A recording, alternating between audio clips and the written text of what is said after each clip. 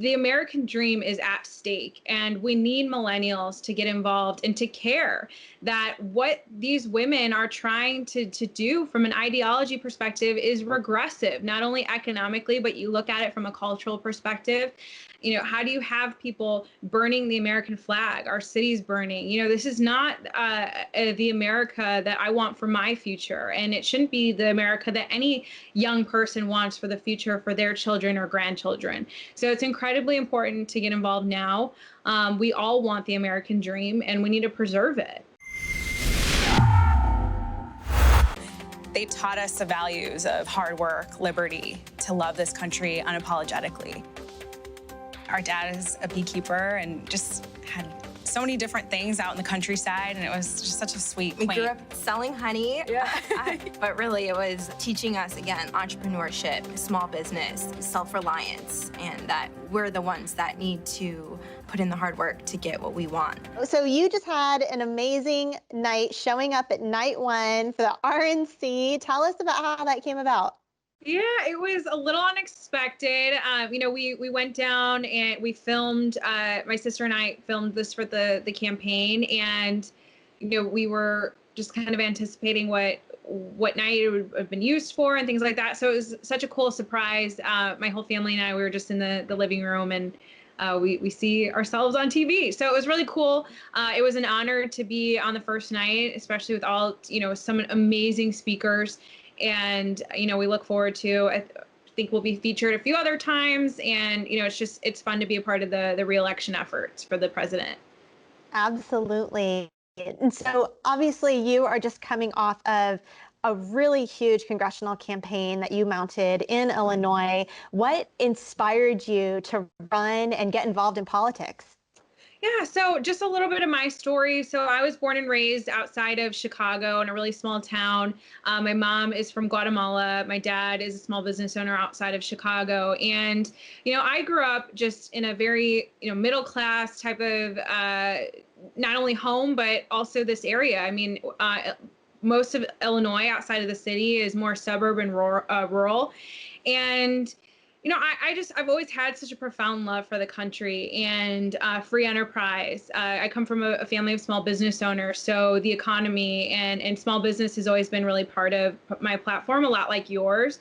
And I think when you come from a family that has fled their country to pursue the land of opportunity, you just have such a more profound appreciation. And I know a lot of people here in America also have such a profound appreciation for what you know, our ancestors fought for here as well.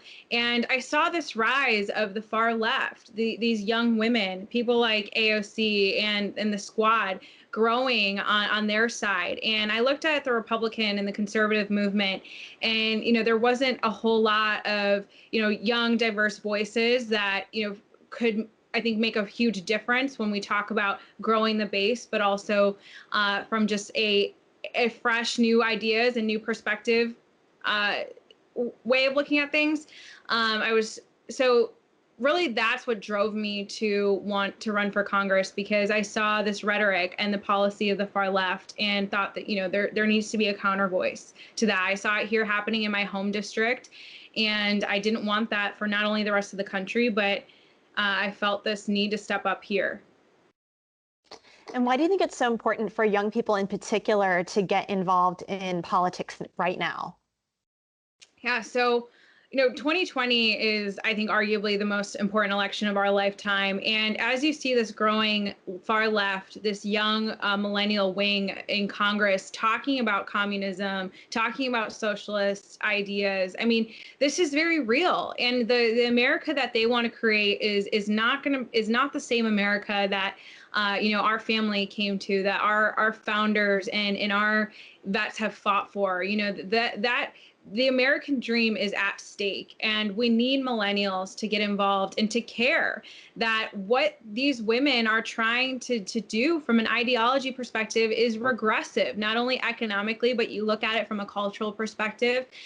How do you have people burning the American flag, our cities burning? This is not the America that I want for my future. And it shouldn't be the America that any young person wants for the future for their children or grandchildren. So it's incredibly important to get involved now.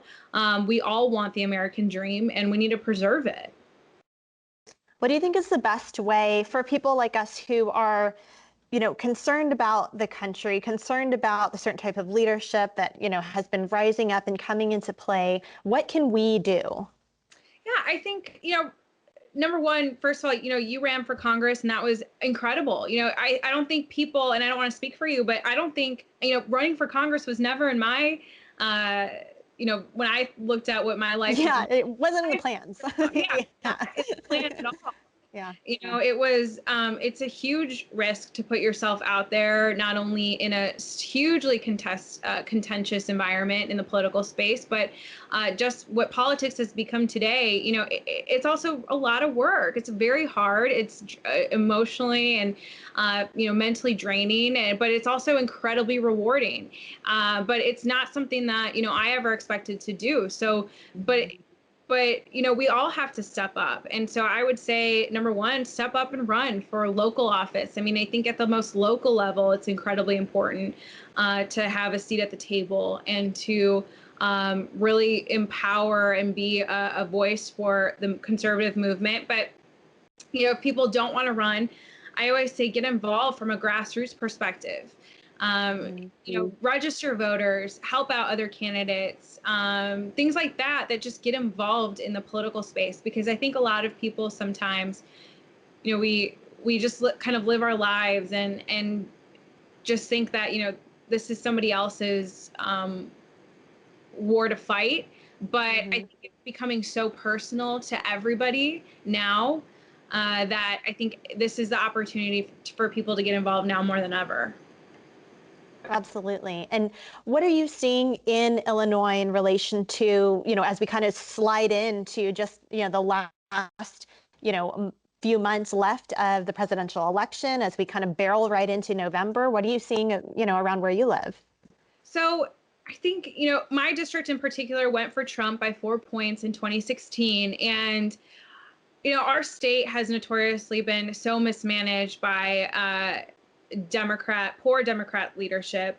And our current governor, I think, has very much not handled COVID in a functional way. I think there are a lot of small businesses that are hurting, a lot of people who are hurting. And I think that will actually show the people that, we need better leadership at the federal level, and for that to trickle down on a state level. I will also say a lot of the riots and everything that's happening. I mean, our city is being destroyed week after week. And, that's the Biden America, these culture wars, this movement, this heavy crime is the world that will be what happens in a Biden-Harris administration. And I think a lot of people are waking up to that. So I think you'll see actually a lot more Republican support coming out of states like Illinois, very far blue states like Illinois, actually turning red. Maybe not fully, maybe not this election cycle, but little by little, I think a lot of people are waking up and wanting to make change. And how can we continue to keep up with you and your efforts? Yeah, you can head to Catalina Lauf at all Instagram, Facebook, Twitter. And then I'm actually really motivated to help other candidates across the country. So I just started a PAC called Defensive Freedom. So that's also, you can just Google Defensive Freedom PAC and support our efforts that way, not only for congressional candidates, but for President Trump, and then some nonprofits that are really supportive of the Second Amendment and other very freedom-loving type of issues. Awesome. Well, thank you so much, Catalina. It was great to catch up with you. Thank you. It was nice talking with you, Lisa. Hi everyone, Lisa Sutton here. Make sure to like and subscribe, and you can support us further by heading over to rebelnews.com.